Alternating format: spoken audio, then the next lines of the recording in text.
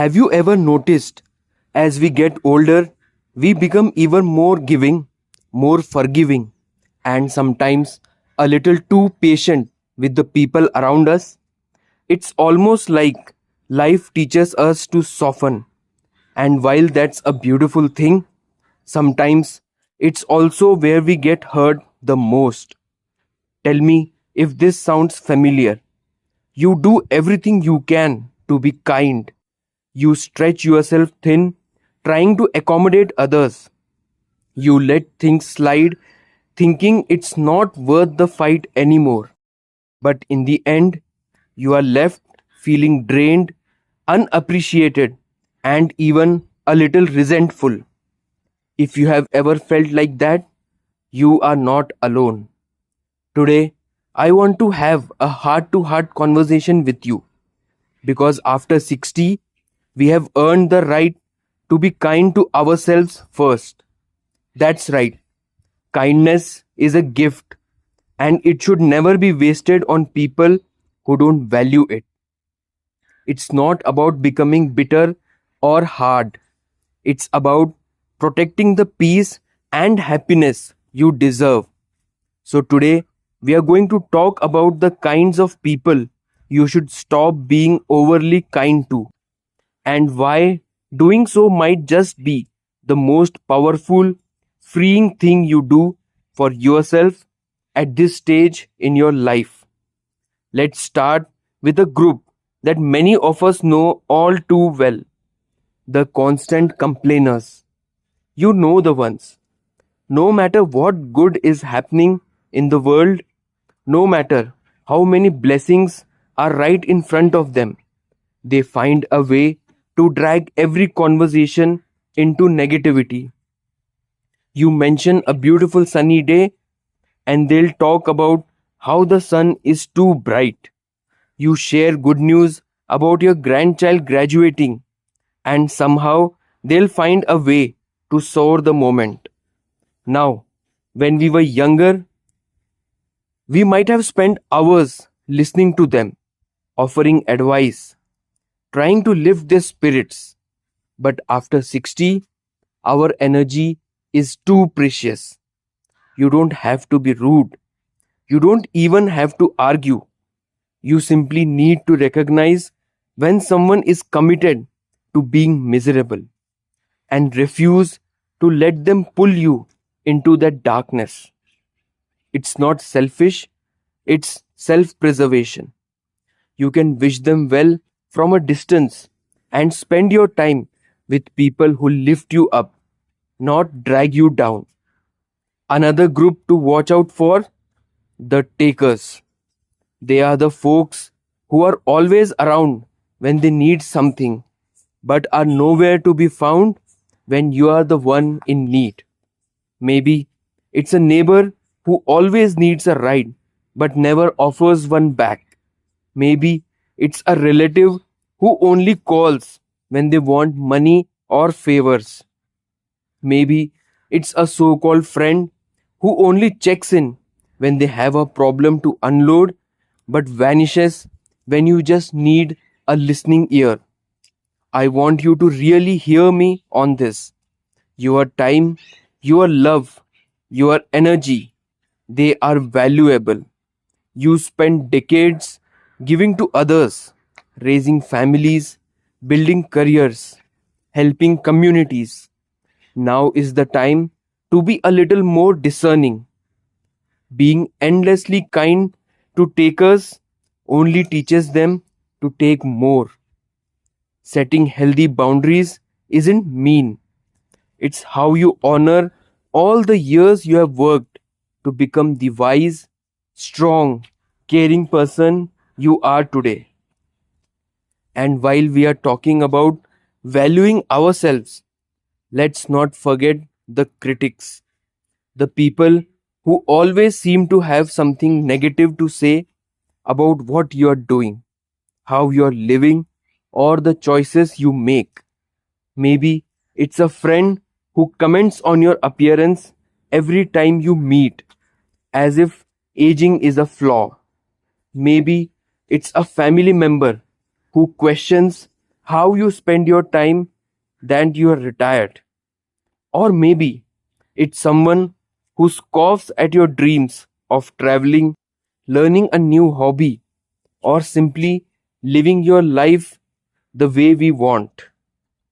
We might have tried to fit into a mold they approved of, but after 60, it's time to step out of that mold completely. Their opinions, they don't pay your bills, they don't live in your shoes, and they certainly don't get to decide what makes your heart sing. Being kind doesn't mean shrinking yourself to make others comfortable.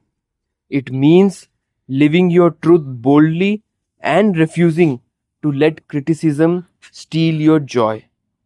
Now, I know some of you might be thinking, but isn't it unkind to distance yourself from people, even difficult ones? And I get it. We were raised to be polite, to be patient, to turn the other cheek. And there's wisdom in that, to a point. But kindness isn't about allowing yourself to be used, drained, or diminished. It's about giving love where it's received and appreciated, and protecting your spirit where it's not. Thinking of it like tending a garden. You water the flowers that are growing strong and healthy. You don't pour all your precious water onto weeds that choke the life out of everything around them. Your kindness should go where it can grow and bloom, not where it gets stomped on without a second thought. When you start to be a little less generous with those who take advantage, something beautiful happens. You make room for genuine connection, for real friendships, for joy that doesn't come with strings attached. You reclaim your time, your energy, and your peace. You stop feeling guilty for saying no, and you start feeling proud of the boundaries you set. Because every time you protect your heart, you are sending a message, not just to others, but to yourself, that you are worthy of respect, care, and kindness too. There's another kind of person we need to be cautious with, the ones who treat your kindness like an obligation. These are the people who expect you to always be available, always say yes, always put their needs before your own, as if it's your duty.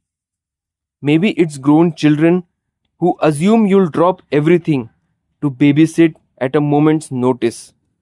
Maybe it's old friends who expects you to solve their problems but never once ask how you're doing. Being kind doesn't mean becoming a permanent volunteer for someone else's convenience. After 60, your time is just as important as anyone else's. In fact, it's even more precious. Every day is a chance to enjoy life on your terms. And if someone doesn't respect that, you owe it to yourself to step back. Then there's also the manipulator, the person who uses guilt to control you. They might say things like, "After all I have done for you," or "If you really cared, you would do this." We have all heard it at some point, and for many years, many of us went along with it because we didn't want to disappoint anyone. But today, I am giving you permission to release that weight. You don't owe anyone blind loyalty, especially when it's rooted in guilt, not love. Real relationships are based on mutual respect, not emotional blackmail. One more group that deserves a second thought, the ones who see you only as what you can give, not who you are. Maybe It's people who always value you for your cooking, your advice, your wallet, your favors, but never really see you as a person with dreams, feelings, and needs of your own. After 60, it's time to surround yourself with people who value your company, not your contributions. You are not a service provider. You are a whole, wonderful human being with so much more to offer than just tasks you can do for others. It might feel uncomfortable at first, pulling away from these types of people, but I promise you, what waits on the other side is peace. And when you start to protect your energy, you'll notice something incredible. You'll have more room for laughter, for joy, for the people who genuinely love you just as you are. No conditions, no expectations, no guilt. The truth is, after 60, life becomes too valuable to waste on anything or anyone that drains you. Every sunrise you see, every cup of coffee you enjoy, every quiet moment you get to yourself, these are gifts, and the people in your life should feel like gifts too, not burdens you're forced to carry. It's okay to be selective with your kindness. It's okay to say no without guilt. It's okay to walk away from relationships that no longer feel good in your heart. Protecting your energy isn't about shutting people out, it's about opening yourself to the right people, the ones who celebrate your wins, who check in just to see how you're feeling, who bring light into your days. Those are the relationships that deserve your kindness, your laughter, your beautiful spirit. Remember, being kind to yourself sets the tone for how others treat you. It teaches the world that your heart, your time, your life are precious because they actually are. So, today and every day, I hope you choose peace over guilt, joy over obligation, and real love over false loyalty. If this message touched your heart, I'd love to hear your thoughts in the comments. Don't forget to like the video and subscribe for more conversations just like this because you deserve to live your happiest, most beautiful life at any age. Here's to you, to your strength, and to your amazing journey ahead. Thank you and see you in the next video.